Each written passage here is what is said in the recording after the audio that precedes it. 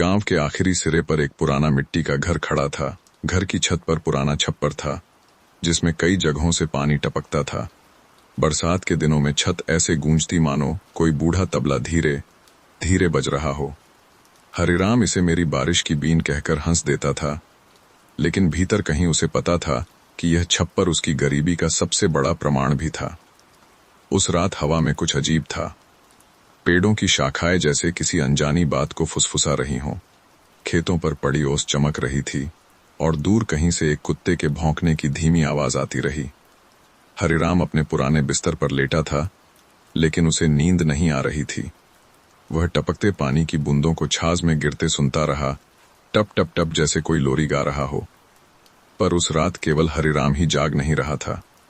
गांव की सीमाओं के उस पार, बबूल के घने पेड़ों के पीछे 5 आदमी अपने चेहरे बांधे बैठे थे।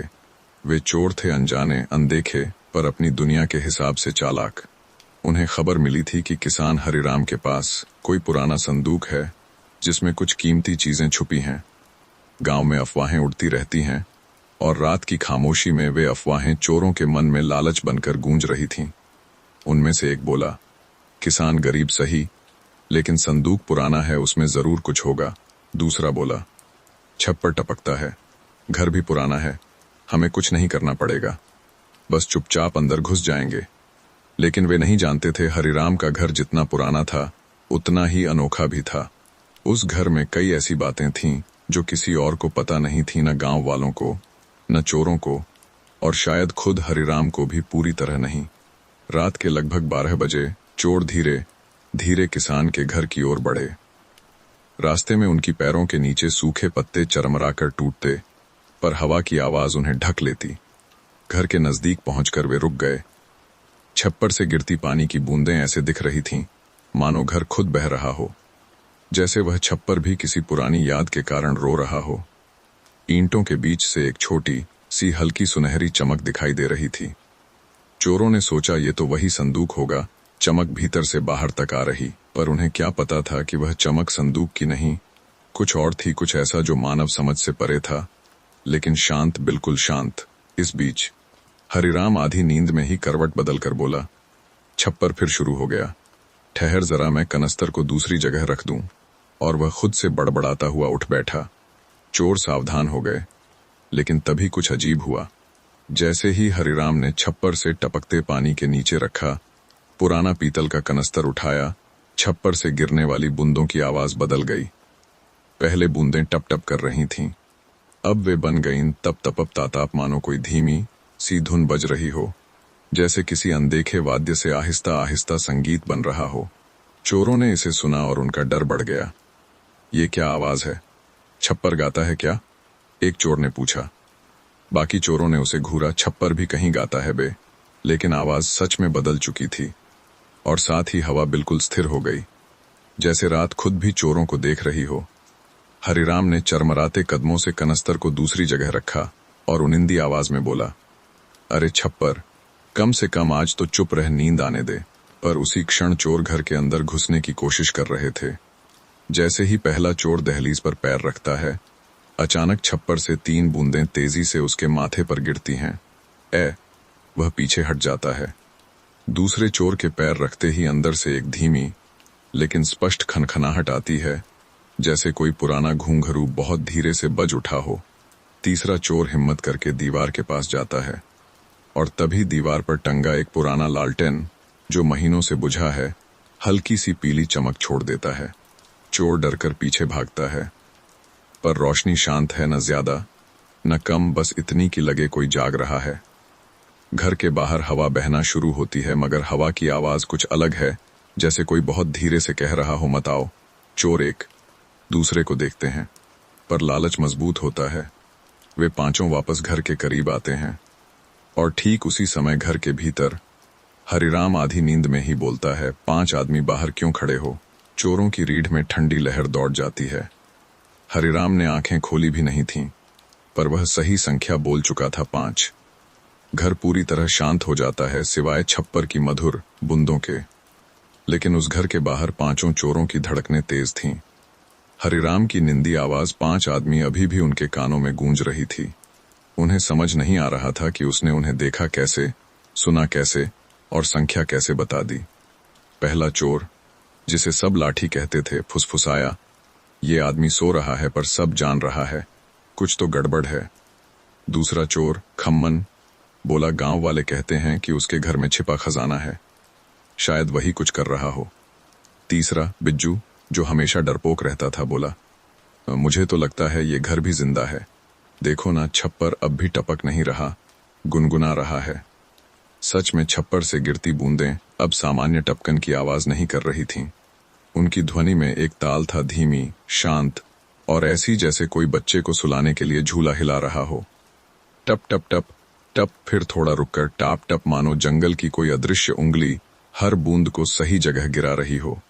तीनों चोर बूंदों को सुनकर कुछ पल के लिए शांत हो गए, जैसे यह आवाज नींद को धीरे धीरे उनकी पलकें बंद करने बुला रही थी। पर बाकी दो चोर अभी भी लालच में डूबे थे। काना बोला, हम यहां खड़े रहेंगे तो रात यूं ही कट जाएगी, घर छोटा है, अंदर जाएंगे, संदूक ढूंढेंगे और चुपचाप निकल जाएंगे। नाटा ने सहमति में सिर हिलाया, बस धीरे चलना है, बूढ़ा किसान कुछ कर नहीं पाएगा। लेकिन जैसे ही नाटा ने घर की कच्ची दीवार को हाथ लगाया, दीवार हल्की सी कांपी, ना ज्यादा ना कम, बस इतनी कि जैसे कोई दूर से कह रहा हो, छुओ मत। चोरों ने इसे हवा का झोंका मानकर नजरअंदाज किया। वे धीरे धीरे घर के दरवाजे की तरफ बढ़े।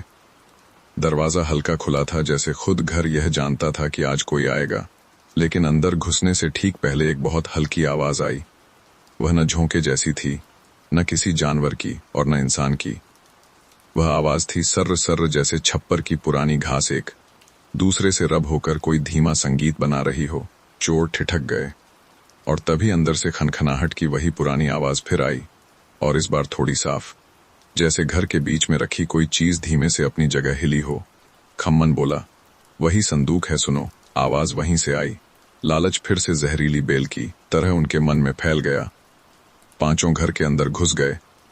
हरिराम के घर के अंदर अंधेरा घना था, लेकिन वह अंधेरा डर पैदा नहीं कर रहा था। ज्यादा देर तक देखने पर ऐसा लगता था कि उस अंधेरे में भी कोई मुलायम सी चमक है जो आंखों को आराम दे रही है। छप्पर से गिरती बूंदें अब घर के बीच में रखे लोहे के पुराने तसले में गिर रही थीं, और उनकी आवाज भीतर गूंज रही थी, टप टप टप टप। लेकिन जितने चोर आगे बढ़ते उतनी ही बूंदें धीमी होती जाती, जैसे कोई उनका स्वागत कर रहा हो। घर के एक कोने में हरिराम सोया हुआ था, गहरी शांत नींद में, जैसे दुनिया की कोई चिंता उसे छू भी न सकती हो। चोर उसके पैर के पास से चुपचाप निकल गए। उन्हें डर था कि वह जाग न जाए, पर उन्हें अंदाजा नहीं था हरिराम को जगाना इस घर में कोई आसान काम नहीं। उसकी नींद इस पुराने घर की नींद से जुड़ी हुई थी। घर की दूसरी तरफ काला पुराना संदूक पड़ा था, लौह कवच वाले ताले के साथ। उसी से आती थी वह खनखनाहट। लाठी ने फुसफुसाया, ये रहा खजाना। लेकिन जैसे ही वह संदूक के 1 इंच पास गया, उसके ऊपर से छप्पर की घास का एक टुकड़ा धीरे से गिरा सीधे संदूक पर, और संदूक हल्का सा दाएं बाएं हिला, जैसे उसने उस घास को महसूस किया हो और जवाब दिया हो। बिज्जू घबरा गया, अरे ये खुद हिल रहा है। नाटा ने बोलना चाहा, लेकिन तभी घर के किसी कोने में थोड़ी देर के लिए हल्की नीली रोशनी झलकी, बहुत कोमल, बहुत शांत, जैसे कोई अदृश्य चीज सांस ले रही हो। चोरों ने इधर उधर देखा, कुछ समझ नहीं आया। कोई आवाज नहीं हुई, कोई हरकत नहीं हुई, बस वह नीली रोशनी 2 पल के लिए आई और फिर गायब हो गई। लाठी ने हिम्मत करके कहा, छोड़ो ढूंढने की बात, ताला तोड़ते हैं, चलो जल्दी। खम्मन ने ताला पकड़ लिया। जैसे ही उसने ताले पर छेनी मारी, घर की दीवारों पर एक धीमी, बहुत हल्की गूंज उठी, न इंसानों वाली, न हवा वाली, न किसी जानवर वाली। वह गूंज ऐसी थी जैसे कोई बूढ़ी आत्मा धीमे से बोल रही हो, न करो। पर आवाज इतनी मुलायम थी कि वह चेतावनी भी नहीं लगती थी, बल्कि किसी दादी जैसी ममता लिए हुए थी। खम्मन रुक गया। बिज्जू बोला, भाई देख ले, ये घर कुछ कह रहा है। लेकिन नाटा ने उसे झिड़क दिया, घर कभी नहीं बोलते, काम करो। और जैसे ही उसने दूसरी बार ताले पर मारने की कोशिश की, ताले पर गिरती बूंद अचानक तेज हो गई। टप टप टप टप, जैसे छप्पर कह रहा हो, रुक जाओ, मत छुओ। तरस एक आवाज आई और एक बूंद नाटा की कलाई पर गिरी। कलाई ठंडी हो गई, जैसे बर्फ छू लिया हो। चोरों ने पहली बार समझा यह रात साधारण नहीं है, यह घर साधारण नहीं है, और यह छप्पर तो बिल्कुल भी साधारण नहीं है। वे अभी और आगे जाने ही वाले थे कि घर के कोने से अचानक एक बहुत धीमी, बहुत गहरी सांस सुनाई दी। ऐसी सांस जो किसी इंसान की नहीं थी, लेकिन किसी को नुकसान भी नहीं पहुंचा रही थी। वह सांस सिर्फ यह कह रही थी, सो जाओ, और चोरों की आंखें भारी होने लगीं। रात का तीसरा पहर धीरे धीरे फैल रहा था। गांव की हवा में सर्दी की नमी और मिट्टी की अजीब सी खुशबू घुली हुई थी। किसान का वह पुराना छप्पर अब पहले से भी ज्यादा टपक रहा था। पानी की बूंदें जैसे किसी अदृश्य तानपुरे की लय पर गिर रही थीं। टप टक टप टप टक। किसान रामधन का मन अनजाना सा शांत था। अजीब है, जिन रातों में डर होना चाहिए, उन्हीं रातों में उसका मन सबसे ज्यादा शांत हो जाया करता था। जैसे आत्मा को पहले ही पता हो कि आगे कुछ ऐसा होने वाला है जो जिंदगी के अर्थ बदल देगा। उसने अंगीठी में जलते बुझते अंगारों को देखा। हर अंगारा धीमी सांस लेता हुआ लगता एक धड़कता हुआ छोटा सूरज। बाहर हवा छप्पर की चटाई को हिलाती और छप्पर ऐसे सरसराता जैसे कोई बुजुर्ग धीमी आवाज में कोई पुराना मंत्र पढ़ रहा हो। और तभी दरवाजे के बाहर पत्तों पर हल्की चरमराहट हुई। पहले धीमी, फिर जरा तेज, फिर मानो कोई दबे पांव आगे बढ़ रहा हो। रामधन ने सिर उठाया। किवाड़ के पैनलों से आती हल्की सी परछाई देखकर उसकी सूझ ने कहा, यह कोई इंसान है और अकेला नहीं है। वह उठा, पर घबराया नहीं। उसने वही पुरानी लाठी उठाई जिसमें जगह जगह उसकी पसीने की गंध और सालों की मेहनत का रंग चिपका हुआ था। मगर लाठी उठाते ही उसे एहसास हुआ, आज डर से ज्यादा उसमें एक अजीब उत्सुकता है। हर कदम की आवाज अब और साफ आने लगी थी। चर्र चर्र चर्र, फिर आवाजें रुकीं। अंदर चलें, यह फुसफुसाहट थी, बिल्कुल हल्की, पर 3 आवाजें एक साथ जैसे हवा में उलझ गईं। रामधन की सांस कुछ क्षणों को थम गई। ये तो 3 नहीं 5 हैं, उसने मन ही मन कहा। 5 अलग अलग सांसों की धक धक वह साफ सुन पा रहा था, जैसे रात की नीरवता ने उसकी सुनने की शक्ति और बढ़ा दी हो। मगर तभी छप्पर से टपकते पानी का एक बड़ा कण उसके पुराने पीतल के लोटे पर गिरा। टन्नन ऐसी गूंज उठी कि बाहर खड़े 5 साए हड़बड़ा कर पीछे हट गए। रामधन के चेहरे पर एक मुस्कान आई। अरे, यह टपकता छप्पर भी न कितना अजीब साथी है मेरा। उसने धीरे से किवाड़ खोला। हल्की हवा अंदर आई और उसके साथ 5 अधूरे चेहरे, थके हुए, भूखे, घबराए हुए और चोरी की नीयत लिए हुए। लेकिन जैसे ही चोरों ने रामधन को देखा, उनकी आंखें चमकीली नहीं हुईं। कोई लालच नहीं, कोई डर नहीं, बस एक पल के लिए उनकी नजरें जम गईं, क्योंकि घर का अंदरूनी वातावरण वैसा नहीं था जैसा वे उम्मीद कर रहे थे। वहां कोई घबराहट नहीं थी, कोई भाग दौड़ नहीं, कोई चीख नहीं, बस धीमी रोशनी, अंगारों की सांसें और छप्पर की लय। टप टक टप टक। चोरों की थकी हुई आत्माएं इस शांततम वातावरण से जैसे कुछ पल के लिए पिघल गईं। इतनी कि उनमें से एक ने फुसफुसाकर कहा, बाबा, हम अंदर आएं। रामधन ने लाठी नीचे रख दी। आओ बेटा, बाहर ठंड ज्यादा है। इन 5 चोरों ने कभी नहीं सोचा था कि जिस घर को वे लूटने आए हैं, उसके मालिक की आवाज में ऐसा अपनापन मिलेगा। चोरों के पैर लकड़ी की फर्श पर पड़े तो एक हल्की सी धपधप हुई, मानो घर ने खुद उनका स्वागत किया हो।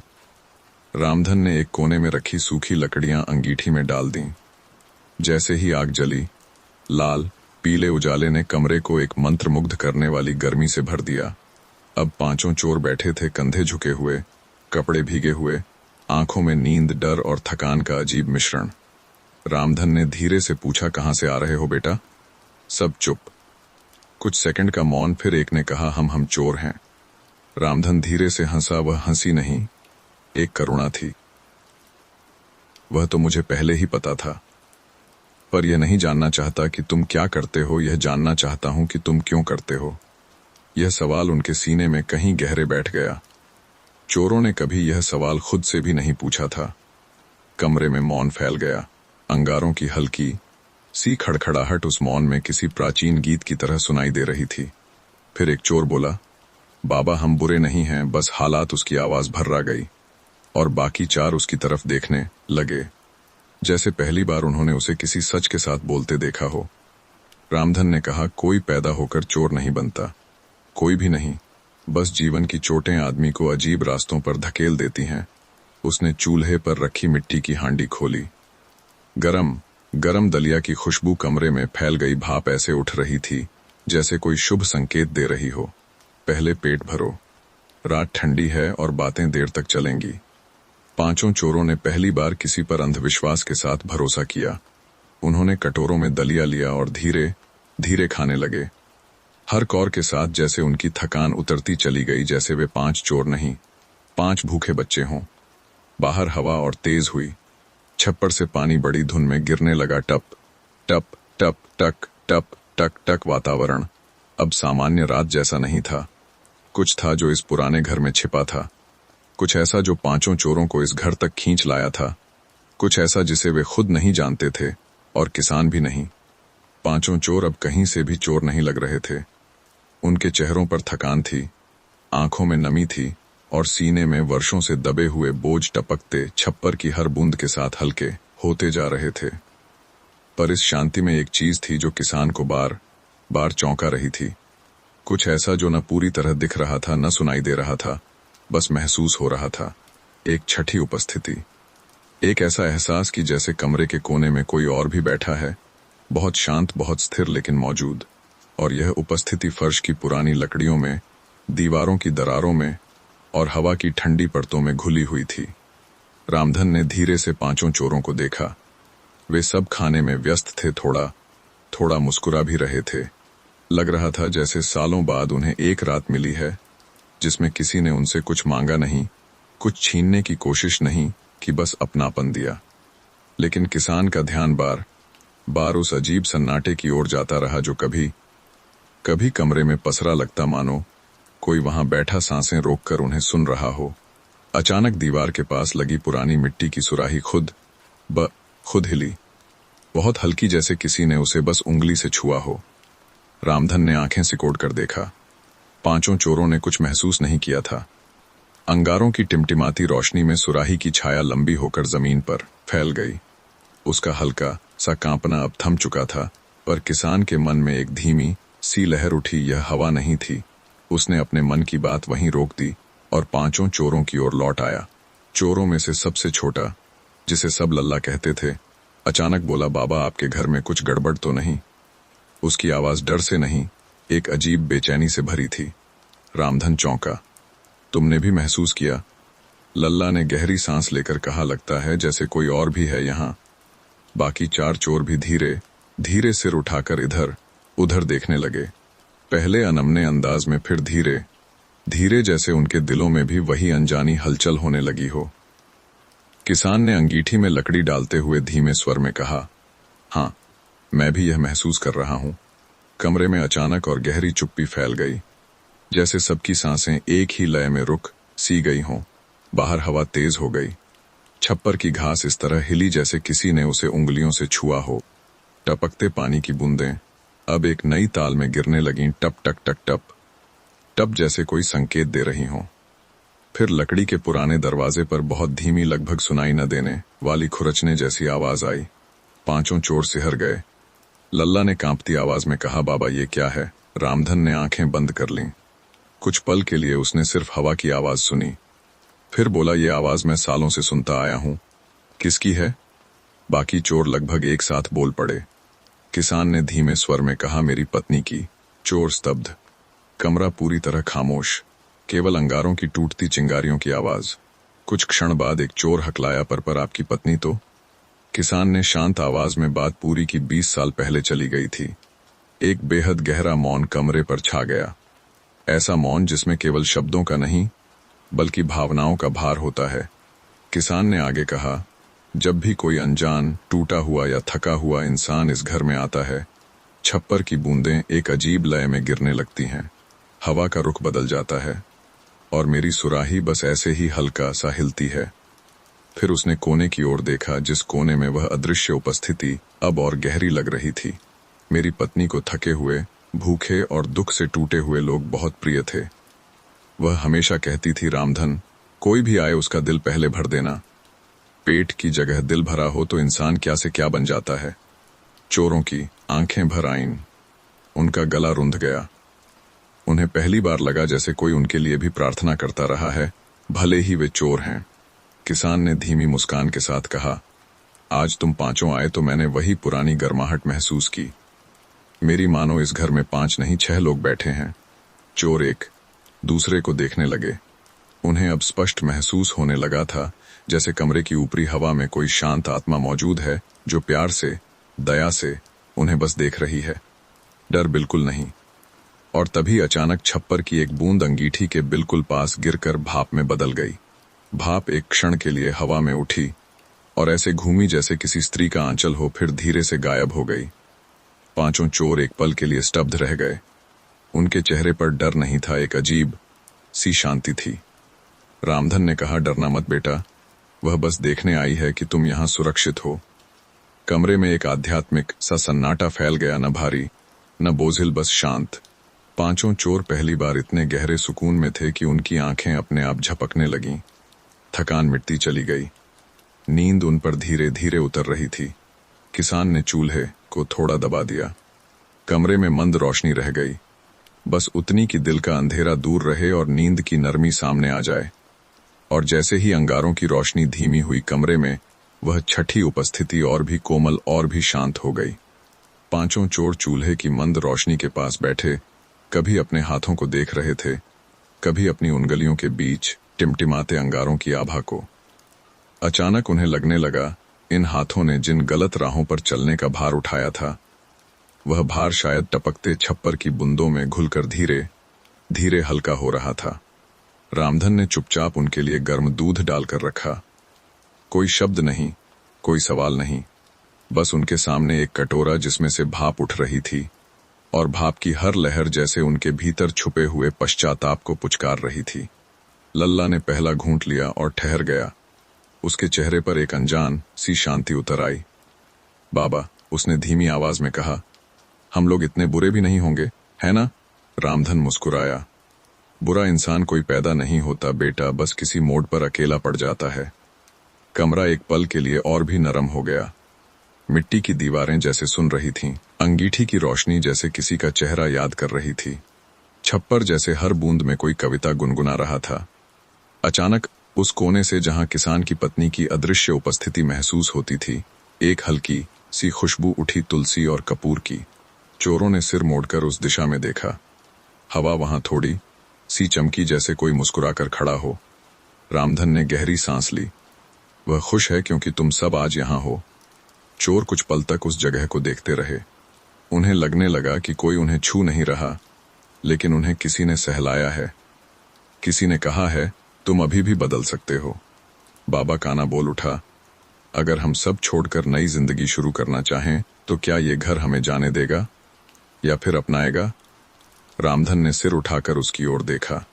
उसकी आंखों में कोई धर्म का उपदेश नहीं था, कोई महानता नहीं थी, बस एक सीधी सादी गांव की इंसानी समझ थी। जिस घर में रोशनी बिना दीपक के जलती हो, जो हवा को दुलार बनाकर भेजता हो, वह घर किसी को भी अपनाने में देर नहीं करता बेटा। और अगर तुम सच में बदलना चाहते हो तो यह घर, यह रात, यह छप्पर तुम्हें हमेशा याद दिलाएंगे कि तुम कौन बन सकते थे और कौन बन सकते हो। लल्ला की आंखें भर आईं। खम्मन ने अपनी चादर सिर तक खींच ली।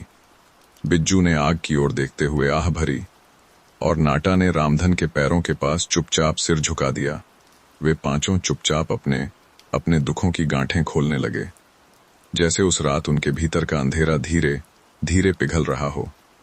छप्पर की बूंदों की धुन अब बहुत धीमी, बहुत गहरी, बहुत सुकून देने वाली हो गई थी। टप टप टप टप टप यह धुन अब लोरी जैसी लग रही थी। वह किसी पुराने बचपन का संगीत थी जो जानता था कि एक थका हुआ दिल कैसे सोता है। रामधन ने कहा, अब सो जाओ बेटा, रात तुम्हारी रखवाली करेगी। चोरों ने धीरे धीरे अपनी आंखें मूंद लीं। कुछ ने दीवार के सहारे सिर टिका लिया, कुछ जमीन पर पैर मोड़कर लेट गए। अंगीठी की हल्की गर्मी उनके पैरों को, कंधों को, सांसों को धीरे धीरे ढकने लगी। कमरे में कोई डर नहीं था, कोई भय नहीं, सिर्फ नींद, और नींद भी ऐसी जो कई सालों से उनके पास नहीं आई थी।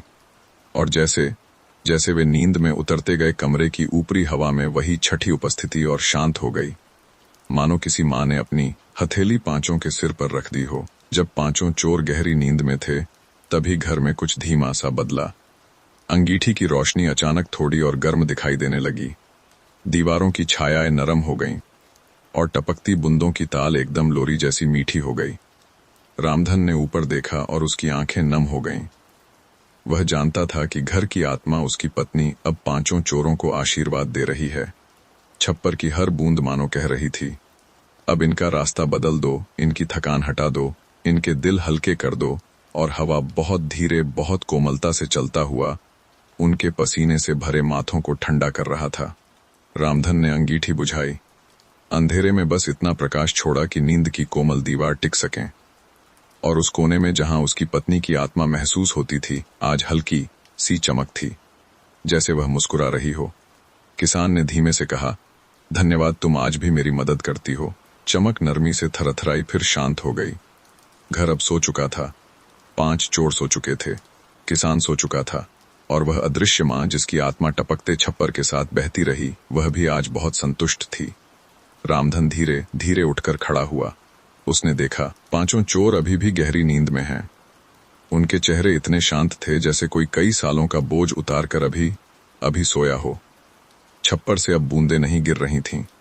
सारी रात लगातार टपकने के बाद अब वह स्थिर हो चुका था, जैसे कोई बेचैन दिल सब आंसू बहाकर सुबह की शांति में चुप हो जाता है। कमरे के कोने में जहां उसकी पत्नी की उपस्थिति महसूस होती थी, आज एक अलग ही शांति थी। कल की तरह हल्की चमक नहीं, लेकिन एक गर्म, संतुष्ट सी ऊर्जा थी जो बता रही थी कि रात का काम पूरी तरह पूरा हो चुका है। रामधन ने चोरों को सोते हुए देखा, तब उसने जीवन में पहली बार महसूस किया, रास्ते भटकने वाले इंसान सिर्फ एक रात की गोद चाहते हैं, जहां कोई उनसे प्रश्न न करे, कोई उनका न्याय न करे, बस उन्हें थोड़ी देर के लिए अपनापन दे। सबसे पहले खम्मन की आंख खुली। उसने सिर उठाया और कुछ क्षण तक समझ नहीं पाया कि वह कहाँ है। उसकी आंखों में अभी भी रात की नींद की नमी थी। उसने चारों तरफ देखा और एक धीमी सांस ली। मैं जिंदा हूं, उसने खुद से पूछा। फिर धीरे धीरे बाकी 4 भी उठने लगे। एक कर थोड़ा सुस्ताते हुए, थोड़ी हैरानी लिए, थोड़ी राहत लिए, लल्ला ने चारों ओर देखते हुए कहा, बाबा, ये घर में कुछ अलग ही जादू है। काना बोला, जादू नहीं, शांति है। नाटा ने जोड़ा, और शांति शायद हम जैसे लोगों को सबसे ज्यादा चाहिए थी। बिज्जू ने दीवार पर हाथ फेरते हुए कहा, मैंने कभी ऐसा नहीं सोया।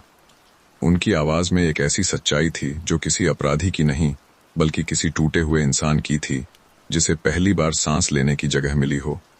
रामधन मुस्कुराया। उसकी आंखें चमक रही थीं, जैसे उसने इन 5 की आत्मा का नया जन्म देख लिया हो। कैसा लगा? उसने पूछा। लल्ला ने हाथ जोड़ दिए, जैसे कोई रात भर हमारे सिर पर हाथ फेरता रहा। रामधन ने कोमल स्वर में कहा, हाथ नहीं बेटा, आशीर्वाद था।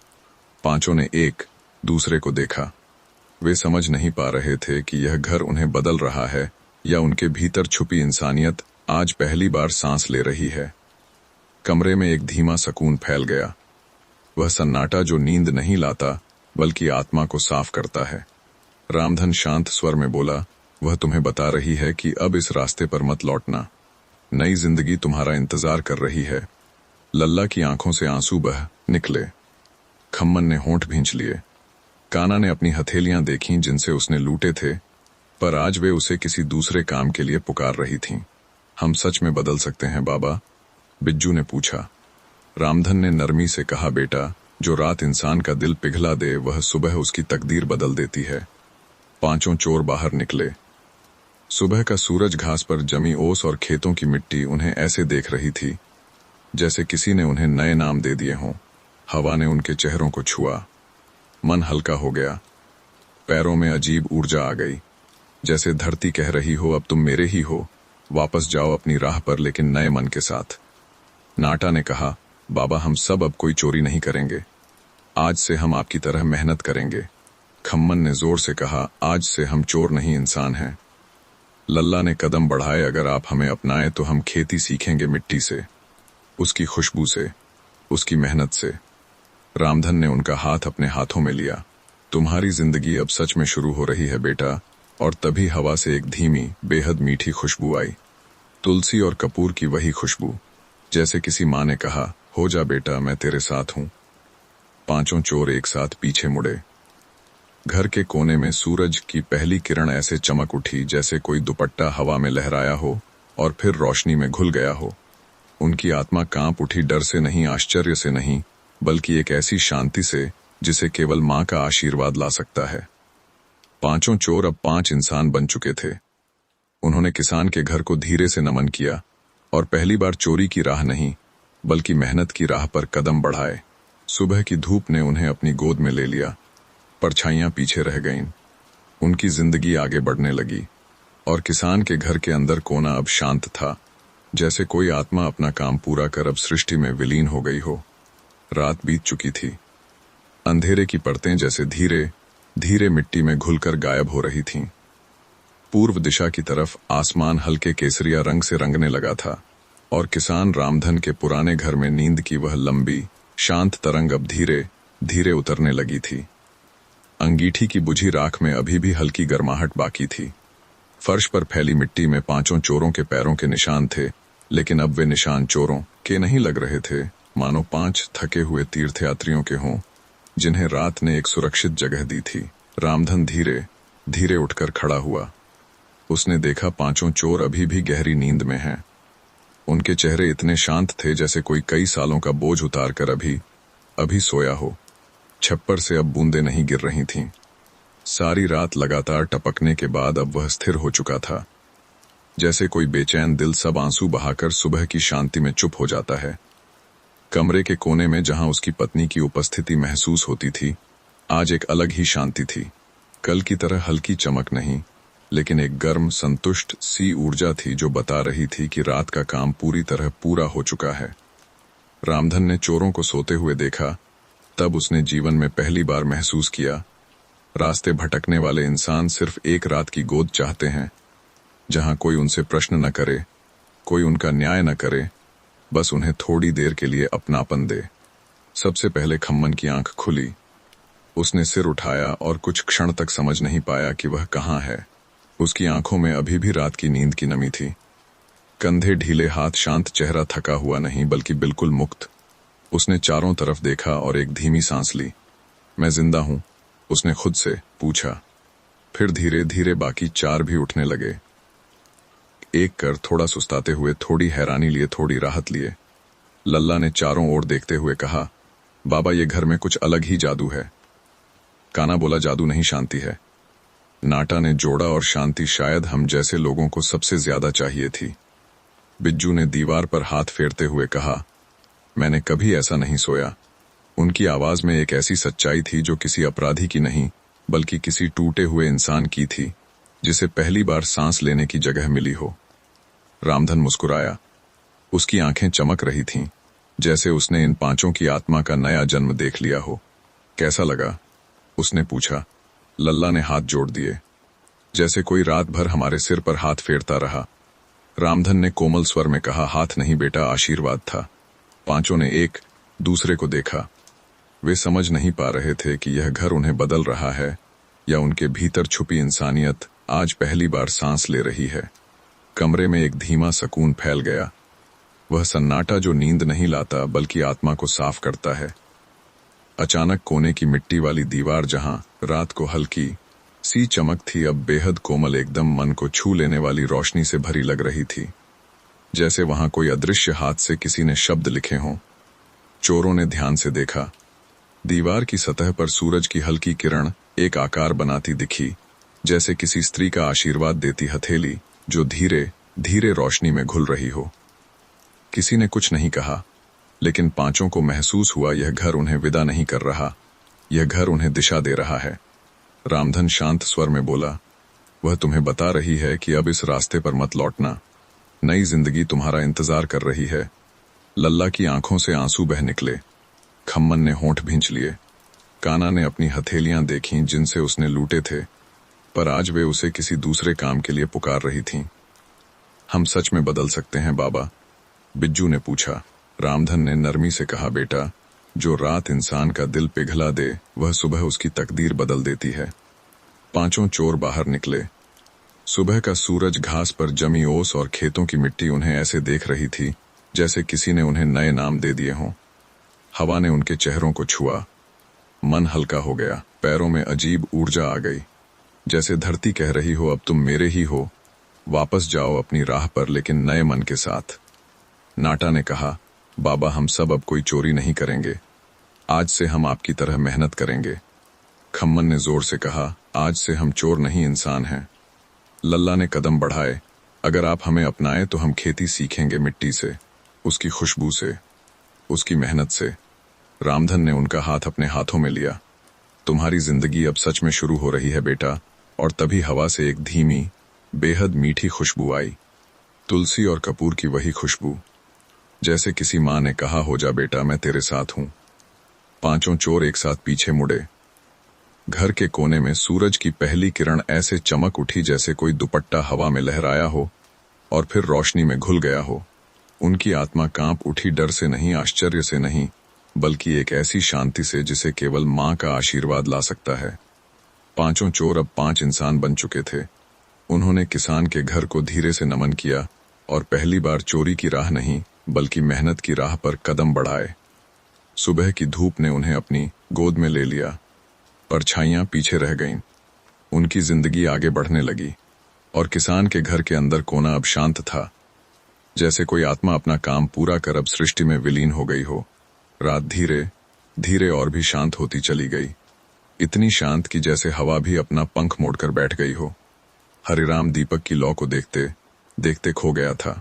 लौ छोटी होती, फिर अचानक लंबी, फिर बहुत धीरे से कांप जाती, बिल्कुल वैसे ही जैसे कोई धीमा सांस लेता हुआ सोया हो। उस हिलते प्रकाश में दीवारें भी मानो नरम होती जा रही थीं। चितकबरी मिट्टी, पुराने धूल भरे धब्बे, लकड़ी की रेखाएं, सब किसी अनकही धुन के साथ धीमे धीमे बदलाव के संकेत दे रहे थे। फिर एक अजीब बात हुई।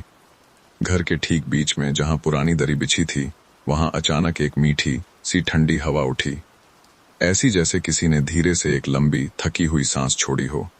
हरिराम मुस्कुराया, ये घर की 5वीं सांस है, उसने धीमे से फुसफुसाया, जैसे वह खुद भी इस संसार का मेहमान भर हो। चोरों की नींद उस ठंडी हवा में और भी गहरी होती जा रही थी। उनकी उथल पुथल वाली बेचैन देहें अब शांत हो चुकी थीं। आंखों पर पड़ी छायाएं हल्की हो गई थीं, मानो उनका अपराध भी इस हवा में जाकर पिघल रहा हो। खिड़की के बाहर से छोटे छोटे जुगनू उड़ते हुए घर के भीतर आने लगे। किसान ने उन्हें कभी नहीं रोका था। उसे लगता था कि जुगनू उसी पुराने छप्पर की देह से निकले छोटे छोटे प्रकाश हों। वे हवा में धीमे धीमे घूमते रहे और देखते ही देखते पूरे कमरे ने एक सोने सा मुलायम उजाला ओढ़ लिया। धीरे धीरे, बहुत धीरे धीरे कमरे ने एक ऐसी शांति धारण की जैसे कोई विशाल ध्यानस्थ साधक अपने भीतर समुद्र लेकर बैठा हो। हरिराम आंखें मूंदकर उस सन्नाटे को सुनने लगा। तभी छप्पर ने फिर आवाज की, बहुत हल्की, जैसे कोई बूढ़ी दादी अपने पोतों को कहानी सुनाने से पहले हूं कहते हुए गला साफ कर रही हो। और फिर हरिराम यह नाम इतना धीमे, इतना कोमल स्वर में आया कि ऐसा लगा जैसे किसी ने उसके हृदय पर हाथ फेरा हो।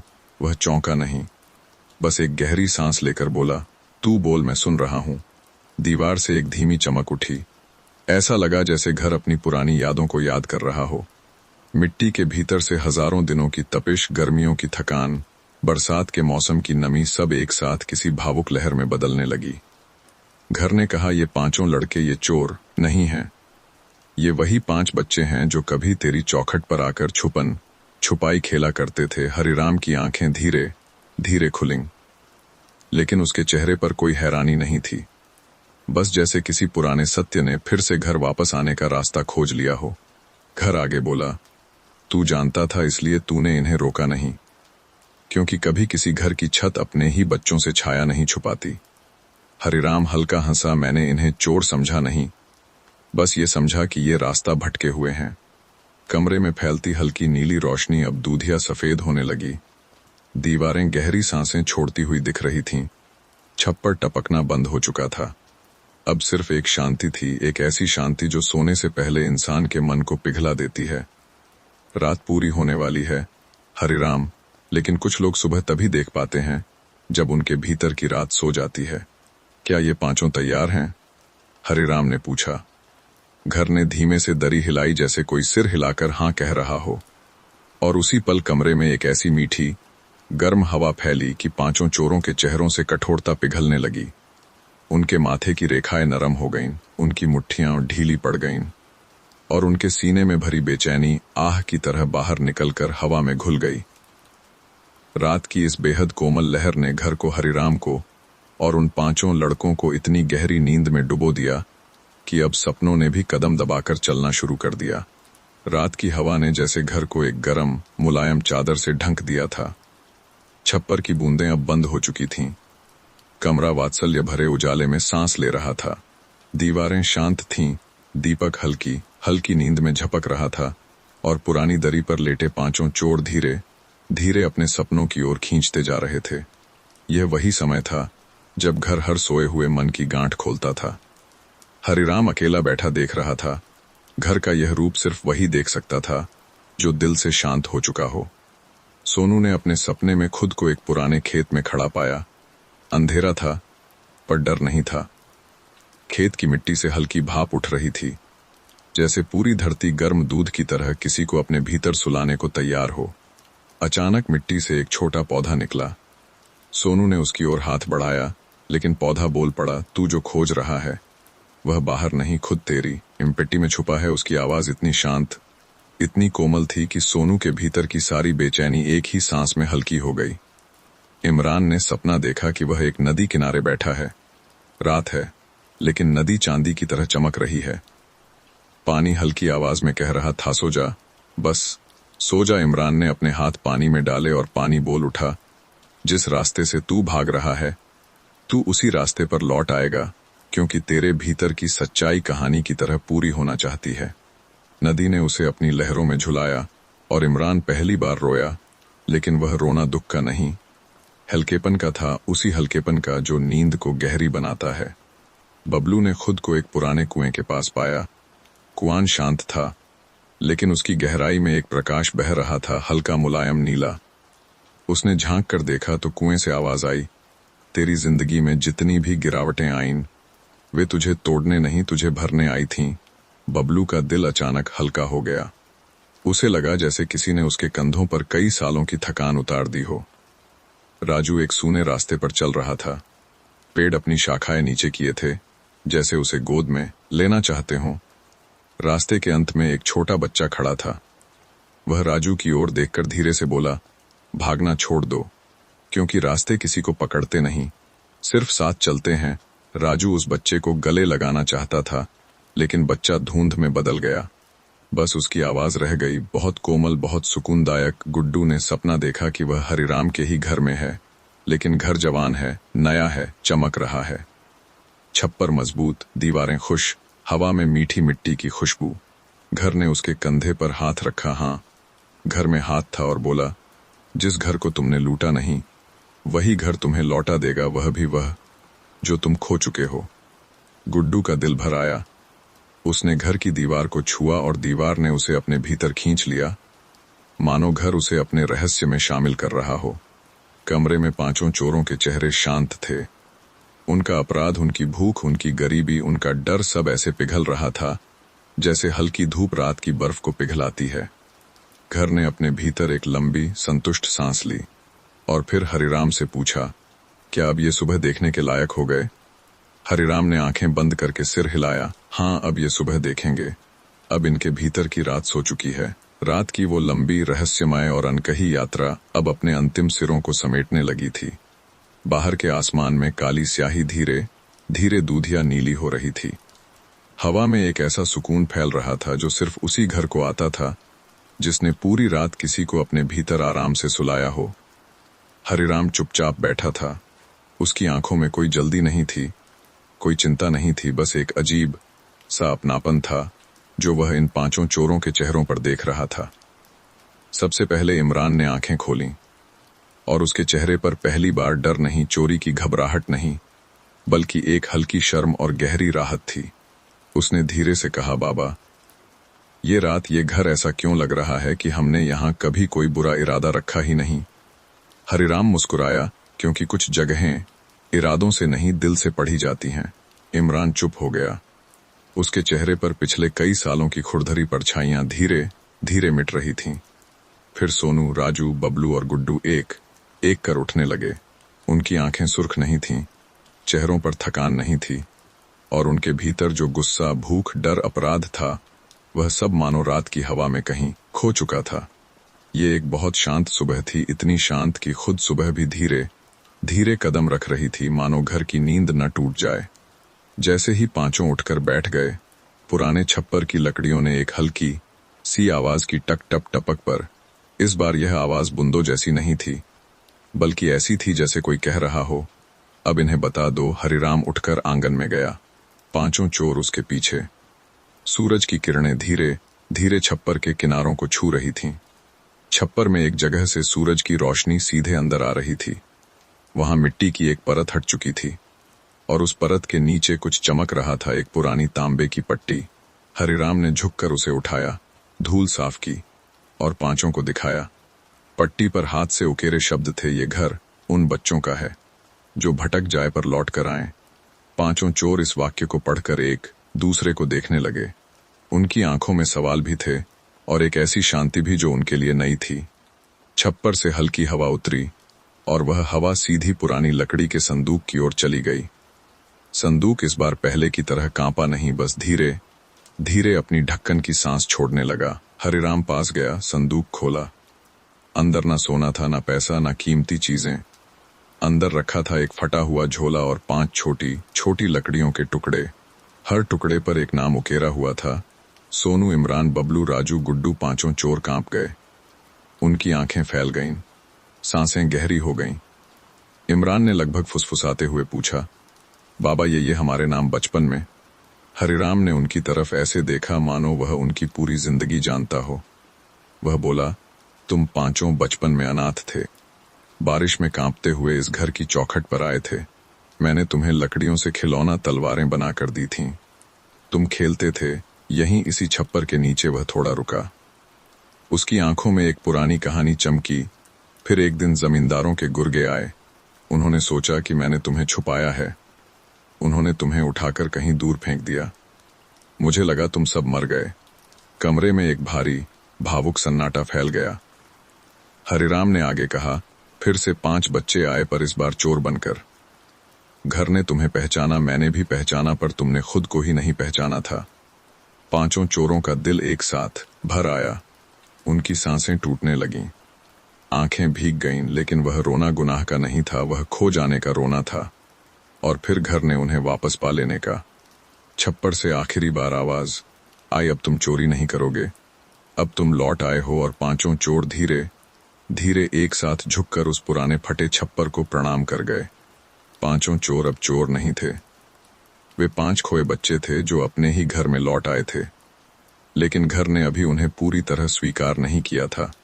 एक आखिरी परीक्षा बाकी थी, जिसे पार किए बिना ना घर उन्हें अपनाएगा, ना उनका मन।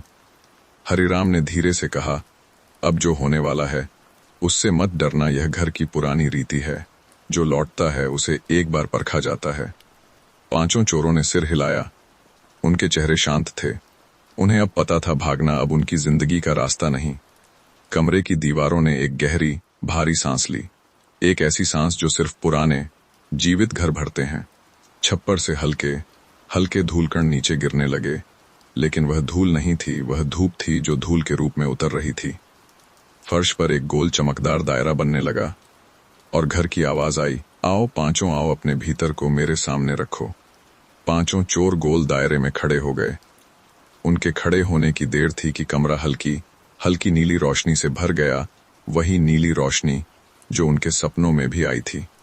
कोने से एक पुरानी लकड़ी की तराजू उभर आई। तराजू मानो हवा में से बनाई गई हो। कोई उसे धकेल नहीं रहा था, वह खुद चलकर बीच में आ गई। घर बोला, अब तुम में से हर एक अपने अंदर का बोझ मेरे तराजू पर रखेगा। ना सोना, ना चांदी, ना चीजें, बस अपना सच। उसकी आवाज इतनी शांत, इतनी मुलायम, इतनी गहरी थी कि पांचों के मन से बचपन की धूल झड़ती चली गई। इमरान आगे बढ़ा। उसने आंखें बंद कीं। कुछ पल बाद उसके हाथ में मोटी धुंधली धुआं सी एक चीज बनी, दिखने में हल्की पर भीतर भारी। वह बोला, यह मेरा डर है। मैंने कई सालों तक सोचा कि दुनिया मुझे बस लात मारेगी। मैंने चोरी इसलिए की क्योंकि मुझे लगा मुझे और रास्ता ही नहीं मिलेगा। उसने वह धुआं तराजू पर रखा। तराजू झुकी, गहराई तक झुकी, लेकिन फिर धीरे धीरे ऊपर उठी। घर बोला, तेरा डर भारी था, पर तेरी स्वीकारोक्ति उस डर से भी गहरी है। इमरान की आंखें भीग गईं। सोनू आगे आया। उसकी हथेलियों में एक पुरानी टूटी हुई पत्थर की चीज थी। यह मेरी गलती है, वह बोला। मैंने कई घर लूटे, कई लोगों को रुलाया, पर आज पहली बार मुझे समझ आया कि मैं खुद रो रहा था। मैं खुद टूटा हुआ था इस पत्थर की तरह। उसने पत्थर तराजू पर रखा। तराजू हल्की सी झुकी और घर ने कहा, जो खुद टूट चुका हो उसे जोड़ना आसान है, तू ठीक हो सकता है। सोनू की सांस रुक सी गई। वह पहली बार हल्का महसूस कर रहा था। बबलू की हथेलियों में बढ़ती बढ़ती एक पुरानी रस्सी बन गई। यह मेरी आदतें हैं, वह रोते हुए बोला। गुस्सा, लालच और वो चीज जो मुझे खींचती रही जैसे रस्सी गले में फंसी हो। उसने रस्सी तराजू पर रखी। तराजू कुछ पल झुकी, फिर धीरे धीरे ऊपर होने लगी। अच्छा है, घर बोला। जो अपनी रस्सियां पहचान ले वह उनसे आजाद भी हो सकता है। राजू के हाथ में एक छोटा काला धुआं बन रहा था, जो खुद को पकड़ना भी नहीं देना चाहता था। राजू बोला, यह मेरी चालाकी है। मैं हमेशा भागता रहा, सबसे, यहां तक कि खुद से भी। मुझे समझ नहीं आता था कि रुकने में भी सुकून होता है। उसने धुआं रखा। तराजू हल्की सी डगमगाई, लेकिन फिर स्थिर हो गई। घर बोला, जब तू खुद रुक गया है तो दुनिया अब तुझे नहीं दौड़ाएगी। राजू के होंठ कांप गए। वह चुप हो गया। सबसे छोटा चोर सबसे ज्यादा कांप रहा था। उसने दोनों हथेलियां खोलीं। कुछ नहीं था, सिर्फ खालीपन। वह धीरे से बोला, मेरा सच यह है कि मेरे पास हमेशा कुछ नहीं था। न मां, न पिता, न सहारा, न समझ, बस खालीपन। उसकी आवाज टूट गई। मैं चोरी इसलिए करता था क्योंकि मैं सोचता था खाली हाथ वाले का भी तो हक होता है कुछ पकड़ने का। उसने अपना खालीपन तराजू पर रख दिया। तराजू झुकी ही नहीं। घर बोला, जिसके भीतर कुछ नहीं होता उसी में सबसे ज्यादा जगह होती है। तू भर जाएगा, बस थोड़ा प्रेम चाहिए। गुड्डू रोते रोते हरिराम की तरफ देखता रहा। हरिराम ने उसे अपने पास बुला लिया। सभी पांचों का सच तराजू में रखा था। कमरे में नीली रोशनी फैल गई। छप्पर से धूप झर रही थी। हवा फूलों की तरह मुलायम हो गई थी। घर ने धीमे से कहा, तुम परीक्षा में सफल हुए। तुम बच्चे थे, तुम भटके, पर अब लौट आए हो। अब तुम चोर नहीं, मेरे वारिस हो। कमरा इतना शांत हो गया कि सन्नाटा भी सो गया। पांचों चोर अब पांचों बच्चे थे। उनकी आंखें भीगी थीं, पर उनके दिल भीगे नहीं थे, हल्के हो चुके थे। हरिराम ने कहा, अब आगे का रास्ता तुम तय करोगे, पर डरो मत, घर अब तुम्हारे साथ है। बरसात थम चुकी थी, लेकिन धरती में बसी नमी अब भी हवा में एक सुकून भरी ठंडक को जन्म दे रही थी। किसान रामू, टपकते छप्पर और 5 चोरों का दल सब अपनी अपनी थकान के बोझ तले बैठे थे। रात गहराई थी, और गहरी रातें अक्सर 2 चीजें लेकर आती हैं, भ्रम और सच। कौन सी चीज किस पर उतर आए, यह वक्त ही तय करता है। रामू ने आग की मध्यम लपटों को देखते हुए कहा, आज तुम सबको एक ऐसी जगह ले चलूंगा जहां शायद तुमने अपने जीवन में कभी कदम नहीं रखा होगा। उस जगह पर जाकर आदमी अपनी ही आवाज भूल जाता है। पांचों चोर जिज्ञासा में हल्का सा आगे झुकाए। कहां? पुराने बड़वा के कुएं पर। नाम सुनते ही हवा कुछ पलों के लिए रुकी सी लगी। 5 चोरों के चेहरों पर हल्की असहजता तैर गई। गांव की हर चौपाल, हर बुढ़िया, हर बूढ़ा उस कुएं की कहानी फुसफुसाहट में सुनाता था, जानते हुए कि रात में उसका नाम लेना भी एक तरह की बेअदबी है। लेकिन रामू की आवाज में ऐसी शांति थी कि डर भी उस पर तनिक देर ठहरकर सिकुड़ गया। सब उठ खड़े हुए। धीरे धीरे वे कच्चे रास्ते पर चलते गए। चारों ओर कीचड़ में भीगी मिट्टी की खुशबू, दूर कहीं मेंढकों की मंद टर टर, एकाध झिंगुर की सुरीली किटकिट रात अपनी धुन बजा रही थी। यह सफर थका देने वाला नहीं था, बल्कि नींद को और गहरा करने वाला था, जैसे हर कदम एक नर्म लोरी का सुर छेड़ रहा हो। आखिरकार वे पहुंचे उस कुएं के पास, जो इतना पुराना था कि लगता था समय भी उसका सम्मान करता होगा। आसपास बिखरे बड़ के पत्ते, चांदनी की हल्की चमक और कुएं की दीवारों पर उगी का ये सब मिलकर एक अद्भुत शांति बना रहे थे। रामू ने धीरे से कहा, यह कुआं आवाजें पी जाता है, जो भी बोलो लौटकर वापस नहीं आता। पांचों चोर हंस पड़े। कुआं आवाज क्यों पिएगा? रामू मुस्कुराया, चलो आजमा कर देखते हैं। सबसे पहले लाला बहादुर आगे बढ़ा। उसने झुककर धीरे से कहा, कोई है? कुएं ने कोई जवाब नहीं दिया। केवल हवा का हल्का सा झोंका आया और पत्तों की सरसराहट हुई। कुएं की गहराई में फैली खामोशी भारी थी, इतनी भारी कि लगता था किसी ने भीतर सब ध्वनियों को कैद कर लिया है। फिर मोंटी ने एक मजाकिया लहजे में चिल्लाया, हम आए हैं रे। लेकिन फिर भी कुछ नहीं, न आवाज न गूंज, जैसे किसी अदृश्य हाथ ने उसकी आवाज को पकड़कर निगल लिया हो। तीसरा चोर नसुआ थोड़ा घबराया, ये कैसा कुआं है? रामू ने उनके बीच बैठते हुए कहा, इस कुएं पर लोगों के बोलने की नहीं, बल्कि उनके मन की बातें ज्यादा सुनी जाती हैं, जो बोला नहीं जाता लेकिन भीतर दबा रहता है। पांचों चोर अनायास शांत हो गए। रात अचानक ज्यादा कोमल लगने लगी। हवा ठंडी होकर चेहरों को सहलाने लगी। रामू ने कहा, जिनके भीतर सबसे ज्यादा डर, सबसे ज्यादा पछतावा, सबसे ज्यादा पीड़ा होती है, यहाँ आकर वह सब हल्का हो जाता है, क्योंकि यह कुआं आवाजें नहीं, भावनाएं पीता है। और फिर अचानक चौथा चोर बबलू धीरे से बोला, क्या ये सच में दुख भी पी लेता है? कूने के पास फैले सन्नाटे ने उस सवाल को धीरे से थाम लिया। कहीं कोई हलचल नहीं, बस बहुत हल्की, बहुत धीमी, जैसे किसी ने गहरे पानी में एक पत्ता गिराया हो। ऐसी कंपन की फुसफुसाहट उठी। सबके रोंगटे थोड़े खड़े हुए, पर डर नहीं था। यह कंपन किसी डर की नहीं, किसी गहरी शांति की थी। रामू मुस्कुराया, हाँ, दुख भी। और फिर शुरू हुआ एक अजीब सा क्रम। पांचों चोर बारी बारी से कुएं के पास बैठते गए और अपने भीतर छुपी बातें कहने लगे, लेकिन वे बोलते नहीं थे। कुएं के पास बैठते ही ऐसा लगता था कि भीतर के बोझ अपने आप नीचे उतर रहे हैं, जैसे कुआं उन्हें खींच रहा हो। कभी किसी की आंखें नम हो जाती, कभी किसी की सांस लंबी हो जाती, कभी कोई बिना वजह मुस्कुरा देता, कभी किसी का कांपता कंधा अचानक ढीला पड़ जाता। ये कोई जादू नहीं था, ये वह शांति थी जो केवल गहरी रातें ही दे पाती हैं, जहां फालतू बातें धीरे धीरे पिघल जाती हैं और मन का बोझ बिना आवाज किए नीचे डूब जाता है। 1 घंटे बाद पांचों चोर ऐसे लग रहे थे जैसे सालों बाद पहली बार चैन की सांस ली हो। रामू ने कहा, अब चलो, आज तुमने खुद को हल्का कर दिया है, बाकी सब कल समझोगे। सब धीरे धीरे लौटने लगे। कुएं के पास हल्की धुंध उठने लगी थी, जैसे वह किसी अदृश्य नींद का कंबल ओढ़ रहा हो। राह शांत था, हवा ठंडी थी और हर कदम पर एक सुकून था, जैसे रात, कहानी, रास्ता सब मिलकर किसी कोमल लोरी में बदल रहे हों।